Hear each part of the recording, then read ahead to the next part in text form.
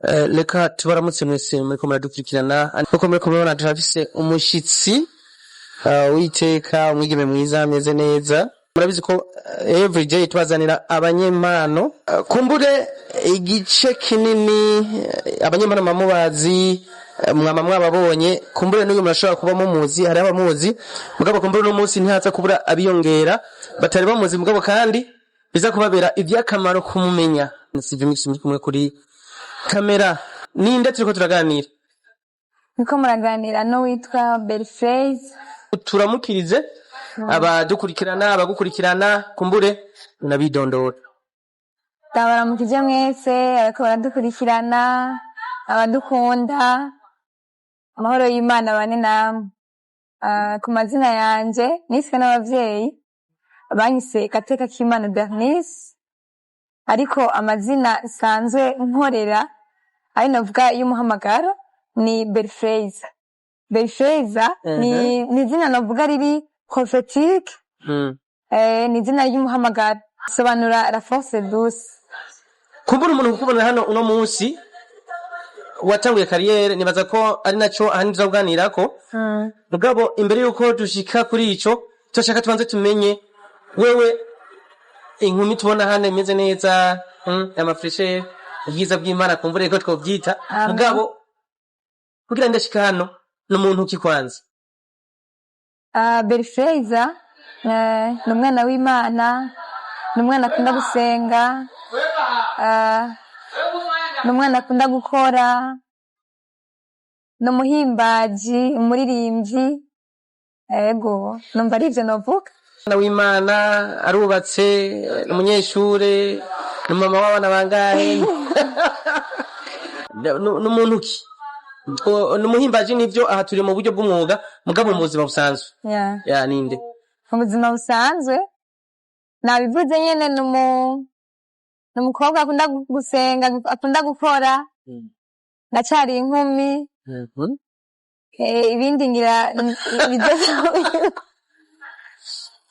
bizoza mu nyuma ariko ndacari inkumi reka ndakivuga uko mw'ishengero wacu niho tuvyita important woman of the city tusigura mu mpfunyapfunya n'umu iwosi uwe kumuri iwosi kuva ryari ni important woman of the city ako kantu nahora ndakumva gasigura iki n'umugore w'icubahiro mu gisagara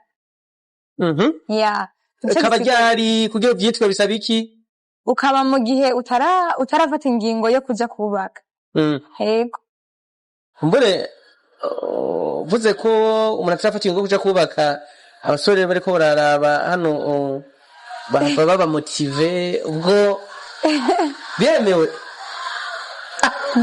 nibaza ko atakarimbi kahari umuhimbaji bisiguye iki kuri Belphrase umuhimbaji n'umuntu yatanguye gukora carrière solo kugira ngo impano iri muri we canke ingabire Imana yashyize muri we itangure gusohoka ngo ikorere abantu bakire ibitekeye muri jewe vy'Imana yashizemwo kugira ngo bikorere abantu bose ibikorwa kugeza uno munsi jewe ndazi ko hari igikorwa kumbure cakozwe ari naco gituma turi hano mugabo kumbure hariho abatarakimenya bari muri back bataramenya impamvu turiko turaganira mugabo kumbure baza kuyimenya kugira ngo utangure kwiyumvira ko kuza muri kariyere hari habaye iki cari gihe hari ibintu usanga bikurimwo ibintu vy'iwawe mugabo hataragera igihe co kubisohora rero kariyere natanguye nibaza yuko si vy'ubu nyene ni vya kera mugabo iki nico gihe kugira ngo ije kumugaragara urushira ku mayange urugendo rwo kuva Belphrase itangura kwiyumvira gukora igikorwa co kuririmba kugira no munsi yagiye muri studio akadushira hanze igikorwa ciza nk'ico twabonye kuva kera turi muri Sunday school twararirimba iki ariko nari ndabizi neza ko simpano muri jewe itegereza gutera imbere kwaguka kugira ngo ikorere abantu rero ikindi cyanasunikiye cyane nuko nagiye mu makompetisiyo menshi, hariho kompetisiyo nagiyemwo ndaronka awards y'umuziki ego yo yo kuririmba. kuririmba nyene, kandi turakora indirimbo. oya sinari bwayikora, ndaronka awards mbu wa mbere muri Iryo ico higanwa? gikorwa ego. Mu nyuma rero nari mfise inyota yuko ibiri muri jewe bitegereza gusohoka kugaragara, rero novuga ko iki ari cyo gihe kugira ngo bitangure gusohoka gukorera abantu. Impwemu wumvira kujemwo wikubise muri studio uvuga bigukubise hanze nta guhagarara. indirimbo yitwa Isezerano. naho rero nshaka dushika Yego. audio bikozwe nande? Audio yakoze n'umuhimbaji mu producer Yannick Yuta. Yego. Video yakoze n'umu videaste witwa Keve. Kubera iki Yannick Yuta? Kubera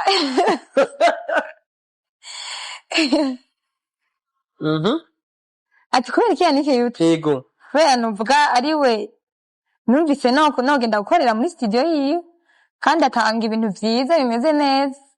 Yego. Amahiganwa urakunda kuyitaba? Mugabo kandi uri ahantu kw'isoko ry'umuziki niko novuga. Kumbure nubwo utari bwaje muri studio gukora igikorwa waririmba. Kumbure nubwo utabivuze. Nararirimba nyene, nararirimba muri eglise ndi muhimbaji, nararirimba mu ma band. Ico navuga team. Na cyane muri Holy Center. Muri Holy Center, ishengero ryanje. Ibaba wahimbaji, kuba light, kuba Yannick Yuta, abandi hari abantu benshi nzi bakunda kuririmba. Wiyakira gute iyo uri mu rujya mugwi urimwo abandi bantu bisa nkaho uje ubunganira canke yakoze igikorwa bakaragura uburemere bwacu bagikompara n'ibindi bikorwa by'abandi? Yumva gute iyo usanze muri siri kwigana kujya uri kurakora umuziki kandi hari abandi basanze bakora? Jewe cyambere niyumva neza. Kandi igikuru nuko dushigikirana. Sanga umwe agusumba ibintu akwigisha, umwegereye akakubwira ati winjiye muri carrière biragusaba gukomera, gushiramo inguvu, kudacika intege. Benshi abadukuriye nyene bamaze kwinjiramwo turabegera hafi kugira ngo batuganirize n'imiburiburi batubwire ngene bimeze kugira ngo tubandanye kugenda tubizi natwe tuko turakorera. Nuko no kugira uburongo igisata cy'umuziki gospel iki cyo kugira ngo gospel cyane imbere. Jewe cyo nokora no kwegeranya abaririmbyi bose ba gospel bakaja hamwe bahuje umutima n'inama bagasenga bagafatana mu nda kuko benshi usanga umengo ntibakundana. Mwakoze igikorwa ukaca umengo yamusumbije bari muri competition.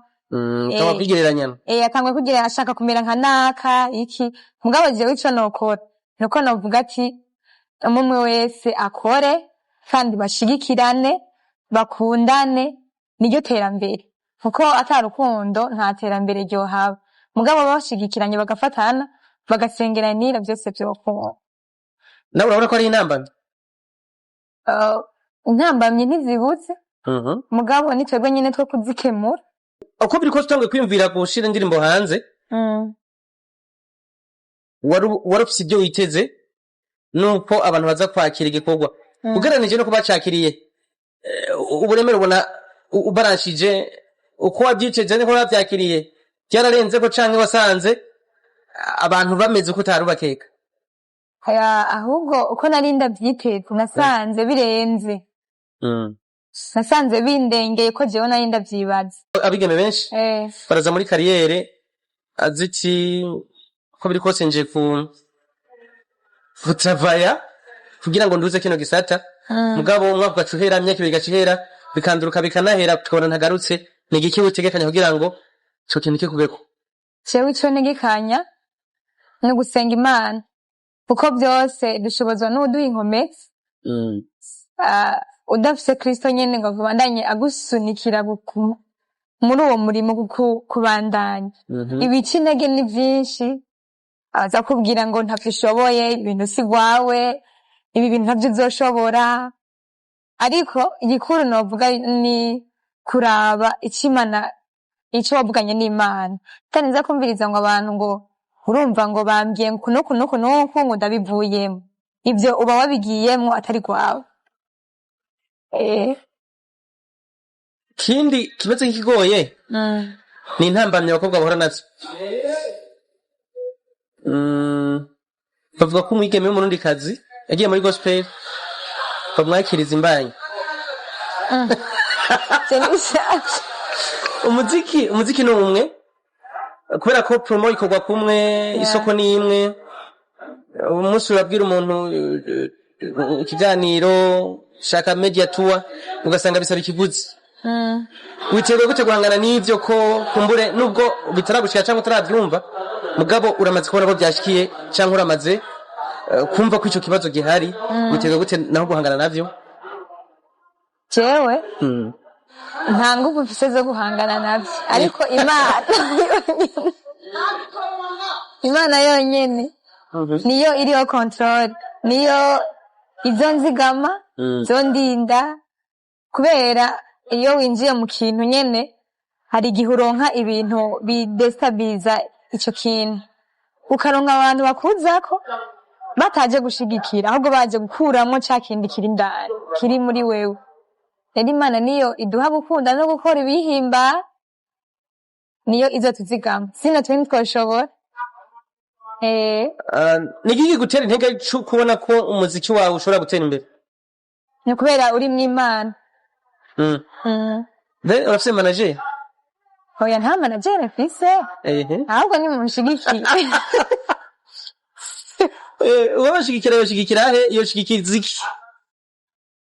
Uburyo ivyiyumviro ivyo tuba tubikeneye cyane no kubera ko abantu bariko barakurikirana ngaha arimo bakunda ibikorwa bavuga tumwige amakora ko biri kose araduhezagira mugabo habura iki hakenewe iki hama bisaba ko tubikora gute ngirira abakunzi bariko badukurikirana. Urumva ibi bintu bisaba amafaranga menshi kuja muri studio gukora ama video nubwo yoba ari audio yonyene birasaba amafaranga menshi kugira ngo bisohoke. Rero tuba dukeneye abantu badushigikira mu mafaranga tuba dukeneye n'abantu baduterera ivyiyumviro kakubwira ati burya ndakuravye wewe ndabona yuko wokora nkuko kugira ngo impano yawe ikure. Rero niyo mpamvu dukeneye abantu nkene abo. Abarinzi ba gospel baratumirwa mu biteramo navuga ibiteramo canke bikorane iki kugera no saha wo tumena Berifiza mu bintu byiwe mu bikorwa byo musabiki asabikiwe kugira ngo ashobore gukorana n'abandi. Nyana kimwe sabo Guhamagaye ugenda sa guhamagaye wowe umamagaye yego gukora umurimo uyu nitwende icuza canza ndabona gukorera Imana yego canza nta kintu saba nta kintu nza gusaba ngurumva ngo harakenewe iki ngo birasaba gukora iki oya nukuri. None ko abaririmbyi benshi baba bakora ibikorwa byo kuririmba bari mu maeglize kuna gusanga ku muri hariho amagize avuga ati ko uri muri eglise tere ntibyemewe ko havuza guhimbaza mu rundi rusengero kanaka amara imiti yabangana gute? Jewe kiretse aho nohimbaza sino ahantu hose havuga Imana noririmba nukuri. Mbega nimba kavuga gute baheko gatonya ba akaririmba kavuga ngo makugendera hafi ya huri mwami makukumenya kandi birushirije magutahura ushaka kwamba itara ryanje iryame ryaka magutahura inzira zawe makumenya ukuntu nganiriza umpumura amaso maze niweze ubwiza bwawe bugume kuri je bonico ngomba Berifiza ndayibagire yose nibagende reka bitumirire abariko baradukurikirana abagukurikirana abakunzi b'ibikorwa byawe cyangwa abakunzi b'ibikorwa bya gospel muri sange bashike kuri YouTube bakarabe. YouTube yitwa gute?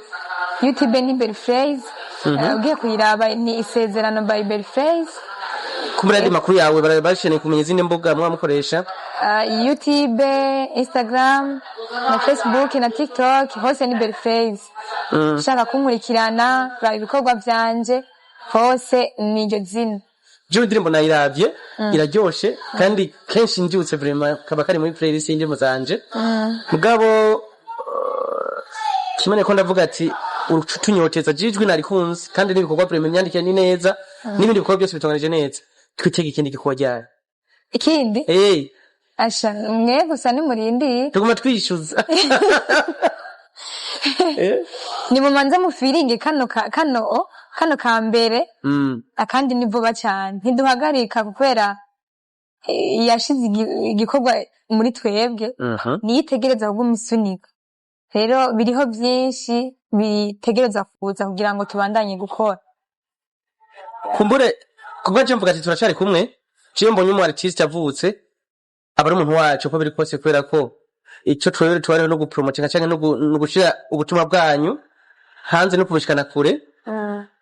Hari ubutumwa kuri no ncuru ushobora gushikiriza abakunzi bawe abakurikirana ibikorwa byawe abakunzi b'umuziki wa gospel muri rusange kugira ngo tuhave tushika ku musozo tuhave tubacura ibindi kuko nejo natwe tuzongera kubakenera kandi mungera mukatwitaba mugashikira kugira ngo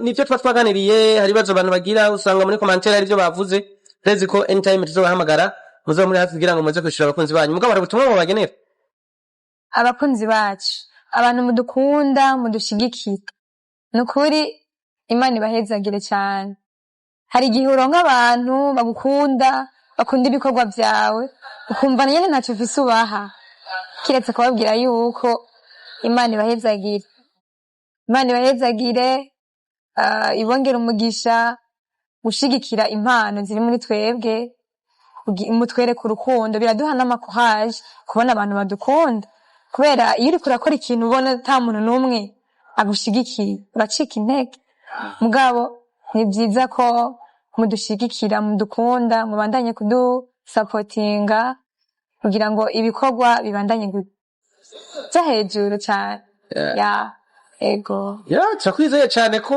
tazorutenguha nanone kandi mu biganza byiza ari kwaita bahera tenda amavuta y'Imana bandanya nkorera nabo turamukirize ego cyane kandi abakunzi b'ibikorwa by'iterambere cyane abafisano baba bahuriye n'ugwaruka rufise impano nibaza ko abantu baba bagukeneye bagusanga ashobora kuguhamagara umuntu donc abantu bakeneye ko mushobora guhura ari igikorwa bagukeneyemwo bashobora kunyandikira nyene kuri Facebook Instagram kuri ayo ma platform nyene ndabibona turashimisha murakoze cyane kunyakira merci beaucoup ego